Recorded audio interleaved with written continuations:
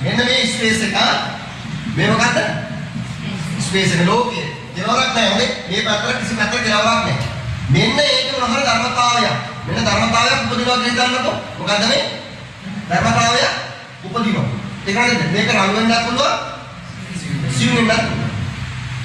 දැන් මෙන්න මේ ඉපදිච්ච ධර්මතාවයට කියන නම තමයි මොකද්ද? සංස්කාර. දැන් මට කියන්න සංස්කාර කියලා ධර්මතාවයක මේක හොඳට අහගන්න. ප්‍රමාණයක සීමා පනවන්න පුළුවන්. දැන් මම කියන්නේ මෙන්න මෙයා සංස්කාර මෙයා චිත්තය ප්‍රමාණයක් නේ. සංස්කාර කියන ධර්මතාවයට ප්‍රමාණයකින් අර්ථ දක්වලා කියන්න බෑ. සංස්කාර කියන්නේ දැන් අපි ගත්තොත් මේ පෘථුවිය සංස්කාර මේ සක්වල සංස්කාර. එතකොට සිත ප්‍රමාණකින් කියන්න බෑ. අර දැන් සංස්කාර කියලා කිව්වේ මොකද්ද? සකස් වෙනවා. එකක් තියෙනවා සකස් වෙනවා. මොකද්ද? සකස් වීම කියන ඒ කියන්නේ සකස් වීම කියන කාරණේ කියන්නේ. මොකද සකස් වීම කියන කාරණේ කියන අනිත් එක තමයි සංස්කාර කියන එකේ තේරුම තමයි හේතුන්ගෙන් හටගන්නේ. මොකද? හේතුන්ගෙන් හටගන්නවා. මොකද? හේතුන්ගෙන්. හා. දැන් මට කියන්නේ එන සංස්කාර කියන එකේ තේරුම මොකද්ද? හේතුන්ගෙන් හටගන්නවා කියන්නේ. දැන් උදාහරණයක් මම කියන්නේ හේතුන් හටගත් කියන කාරණා. එතකොට ඕනෑම දෙයක් ඉපදෙනකොට මතක තියාගන්නට ඕනි. ඒකේ එක ධර්මතාවයක්. ඒ ධර්මතාවය කියලා අදහස් කරේ මෙතන එක සංස්කාරයක් වෙනවා. මොකද? එක සංස්කාරයක් වෙනවා. දැන් ඔයගොල්ලෝ දන්නවා මෙහෙම. මහත් වෙලා දන්නේ නැති අපේ තියෙනවා ශරීරයේ පුංචිම ඔයගොල්ලෝ දන්නේ මේ ශරීරය හදලා තියෙන්නේ රූප කලාප වලින් කියලා නේද? රූප කලාපේ මොනවද තියෙන්නේ? පඨවි, ආපෝ, තේජෝ, වායෝ, වර්ණ, ගන්ධ, රස, ඕජා කියන ධර්මතා කීයද? 8. ධර්මතා කියලා තියෙන්නේ 8. 8කින් තමයි මේක නිර්මිත කරලා තියෙන්නේ. දැන් එතකොට අන්න ඒ වගේ මෙන්න මේ එකකට කියන මොකක්ද? ධර්මතාවය. එකක් සංස්කාරයක් තමයි මේක සංස්කාරයක් තමයි. එතකොට මේ හැදිච්ච පොකුර සංස්කාරයක් තමයි. හරි. සංස්කාරය ගොඩනැගෙනකොට මතක තියාගන්න ඕනි මේ එක ධර්මතාවය අනේකාට උපකාර වෙනවා. මොකද වෙන්නේ? එක ධර්මතාවය අනේකාට උපකාර වෙනවා. ඒ ධර්මතාවය අනිත් එකට උපකාර. දැන් උපකාරක වල හැටි තියෙනවා. දැන් අපි තුමු මෙන්න මේක හරි බර වස්තුවක්. මේක අපි තල්ලු කරන්නයි දැන් හදන්නේ. මේක මොකක් කරනවද? තල්ලු කරන මේ වස්තු තල්ලු කරනවා. හරිද? මේ වස්තු තල්ලු කරනකොට කට්ටිය මේ පැත්තෙන් තල්ලු කරන දෙන්නේ. හරිද? එක්කනේ කමයක් දාන අදින්න. හරිද? පවකනේ පිට තියලා මෙහෙම ගාය අරන් තල්ලු කරනවා. පිට මේ පැත්ත තල්ලු කරනවා. දැන් කී ආකාරයක තල්ලු කරනවා? ඔව් එක කොල්ලෙක් මේ අතට තල්ලු කරනවා. එක්කනේ ඇදගෙන යනවා. අනිත් කට්ටිය දැන් ඒ ඔක්කොගේම ප්‍රතිපලයක් විදිහට මේක මොකද්ද වෙන්නේ? තල්ලු වෙලා යනවා. දැන් මේක තල්ලු කිරීම සඳහා අර ලබා දුන්න එකම වගේ උනාට උපකාරයේ නානත්වයක් නැද්ද? තියෙනවනේ. එක්කෙනෙක් මොකද කරන්නේ? ඇත්ත අදිනගෙන ගාගෙන මේ තල්ලු කරන්නේ. අදින එක මේ තල්ලු කරන්නේ මේක. උපකාර දෙක. එහෙනම් මේක උපකාර කීයකින් දෙහාට කී? තුනකින් කියමු. උපකාර තුනකින් අපි කියමු. හරිද? අන්න ඒ වගේ තමයි මේ යම්කිසි උපකාරයක් දෙන්නේ මෙයාට. මෙයාට මේ එක්තරා මෙයා උපකාරයක් දෙනවා. හැබැයි මෙයා දෙන උපකාරය නෙමෙයි මේ පැත්තේ මෙයා දෙන්නේ. හරිද? කොහොම හරි මෙන්න මේ එකිනෙකාට අනිත් එක්කට උපකාරය ලබා දීලා තමයි යම්කිසි ධර්මතාවයක් පොකුරක් අවකාශයේ පහළ වෙන්නේ.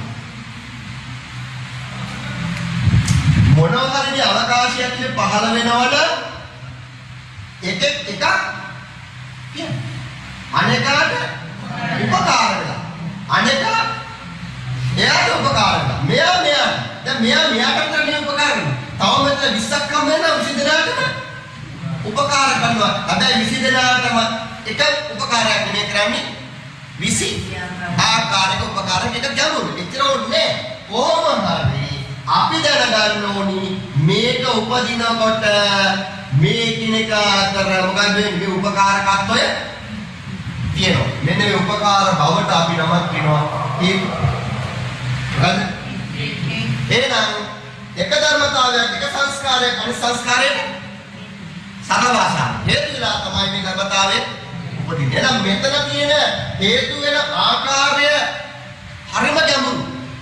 ඒක සර්වඥතා විෂයක්. ඒකට කියනවා ප ဋ ාණය කියලා. බුදුදහමේ තියෙන ගැඹුරුම ධර්මතාවය ප ဋ ාණය කියන්නේ. ඒක තමයි ගැඹුරු. ඒක පුදුමාකාර අමාරු. හරිද? දැන් එහෙනම් අපි දැනගන්න ඕනේ නෙමෙයි. අපි දැනගන්න ඕනේ මොනවා හරි සංස්කාර මේ වගේ දී වෙනවා නම් ඒ ධර්මතාව අපිට කියනවා මොනවද? එකක් අනිකාට හේතු වෙනවා. එහෙනම් අපි කියන්නේ මේ වගේ සම්පූර්ණ ධර්මතාවය මොකද නිකුතුනා කියන්නේ? හේතු වලින් නිකුතුනා කියන්නේ. මොනවද? එහෙනම් මේ හේතුව යථාර්ථය හුවොත් අපිට විශේෂයක්ද? අපිට විශේෂ වෙන දෙයක්ද? නේ. ඔබ හදන සූවිසි ප්‍රත්‍ය කියන එක. සූවිසි ප්‍රත්‍ය. ඒක තමයි බුදුදහමේ ගැඹුරු. ඒ කියන්නේ ඒකෙන් කියනවා ලෝකයේ ඕනම ධර්මතාවයක් උපදින ක්‍රමය. ඒ 24ක් වූ ප්‍රත්‍යයේදී තමයි ලෝකයේ ඕනම ධර්මතාවයක් උපදින්නේ. ඒක තමයි සර්වඥ විශ්ය. සර්වඥයන් වහන්සේ හතරවෙනි සතිය දක්වා මතකද හතරවෙනි සතිය මොකද්ද කියන්නේ? මොකද්ද කියන්නේ? ඔව් එතන මොකද්ද මෙනෙහි කරන්නේ? අභිධර්මය. අභිධර්ම මෙනෙහි කරන්නේ. අභිධර්ම මෙනෙහි කරන්නේ මොනවද මෙනෙහි කරන්නේ? මේ ප්‍රත්‍ය විග්‍රහය මේක අතිශය ගැඹුරු. අපි ගැඹුරු විශ්ේ අපිට මොකක්ද ඉගෙන ගන්න තියෙන්නේ? අපිට තියෙන මෙන්න මෙච්චරයි ඉගෙන ගන්න. දලවශී. මේ ලෝකයේ අන්දයක් ඉපදලා තියෙනවා නම් ඒ සියල්ලම හේතු නිසායි හටගන්නේ. එච්චරයි ප්‍රතාවචිලා. හේතු මොනවද කියන එක අපිට ටිකක් තේරුම් ගන්න අවශ්‍ය නැහැ. හේතු වලින් තමයි හටගෙන තියෙන්නේ. හොඳයි. හේතු වලින් හටගත්තට පස්සේ දැන් මෙයාට හේතු වෙනවා මෙයාට හේතු වෙනවා. මේ හේතු වල දුබලකම නිසා මේ හේතුවට මේ ප්‍රත්‍ය එක දිගටම දෙන්න බෑ.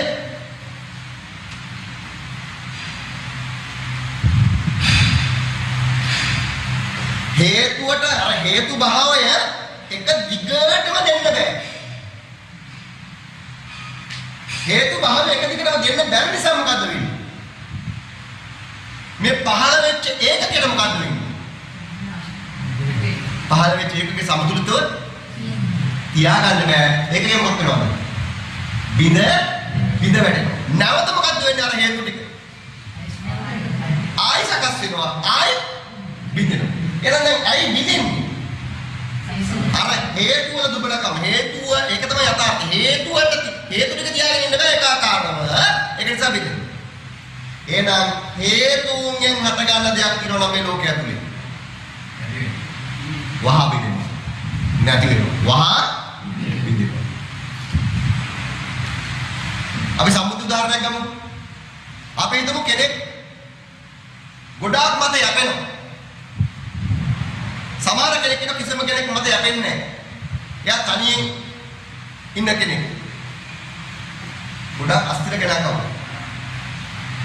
ජීවිතය අස්තිර කියන්නේ අර ගොඩක් යැපෙන කෙනාගේ ජීවිතය ටික අයි ඒ දෙන හේතු ටික නැති වෙච්ච ගමන් මොකද වෙන්නේ? අර බුද්ධය බිඳුවට තනි කෙනා. එයා දැක්කලා ඉන්න. මම සම්මුති උදාහරණයක් ගන්න. එතන හේතු තියනවත් එක්ක මොකද්ද? හටගන්න තර යථාර්ථය. දුබලකම. අස්තිර බව. හේතු තියනවත් එක්කම කතාවක් නෑ මාත් මොකද හටගන්නේ? අස්තිර. අස්තිරකම තමයි. අස්තිර භාවය. ඔකට මහත්ය පාලියෙන් බුදුහාමුදුරුවෝ කියනවා අනිච්ච. මොකද? අනිච්ච. අනිච්චිකන දානේ සංස්කෘතිකේ අනිත්‍ය. මොකද? එහෙනම් හේතුන්ගෙන් හටගත්තා නම් හේතු දුබල භාව වෙනකොට හැදිච්ච ඵලය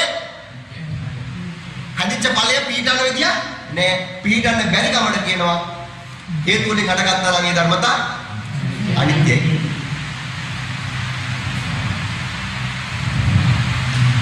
හේතුනේ හටගත්තා නම් මොකද? අනිත්‍යයි. ඒ කතාවක් නේ. මොකද හේතු වලින් හටගත්තාම ඒ ධර්මතාවය අනිත්‍ය වෙන්නේ. ඒ කවුරු හරි කරන දෙයක්.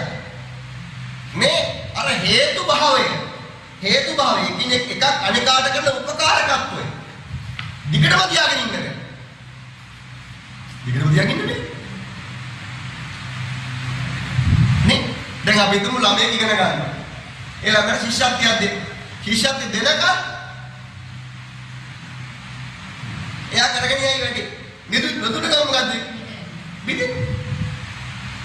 ඒ ශක්තිය හේතුව තියෙනකම් තියනවා නැතුණට පස්සේ වෙනනේ. එහෙනම් මේ හේතු කියන අතිශය සූක්ෂම කාලයකදී සිද්ධ වෙන්නේ. මේක තමයි අත්‍යවශ්‍ය මුදල මේ බුද්ධාමේ. මේක දාන්නම ඕනේ. හරිනේ?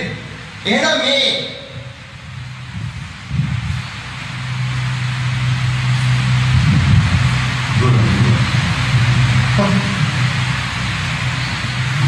මෙයාට වඩා සිග්නල් ස්ට්‍රෙන්ත් එක ෆෝන් එක හදලා තියෙනවා. සාම අප්ලෝඩ් ස්පීඩ් එක වැඩි යන්නේ. විප්‍රමාණිත වැඩි. එතකොට දැන් එහෙනම් මොනවා හරි අවකාශ ධාතුවේ හටගත්තා නම් ඒක හටගන්නේ කොහොමද? හේතුන්ගේ යමක් හටගත්තා නම් හේතුන්ගේ කියන විකල භාවයේ දුබල භාවය නිසා හටගත්තා වූ ධර්මතාවයේ හවත් කොකුර කිය අනිච්ච මොකද? අනිච්ච කියන්නේ හටගන්නේ මේම අනිච්ච. ඔන්න මේක දාන්න එපා. මේක දාන්න මේ විකෘති කරන ගන්න. මේක දාන්න විපරම වෙනම පාඩමක් කරලා තියෙනවා නම් බලන්න.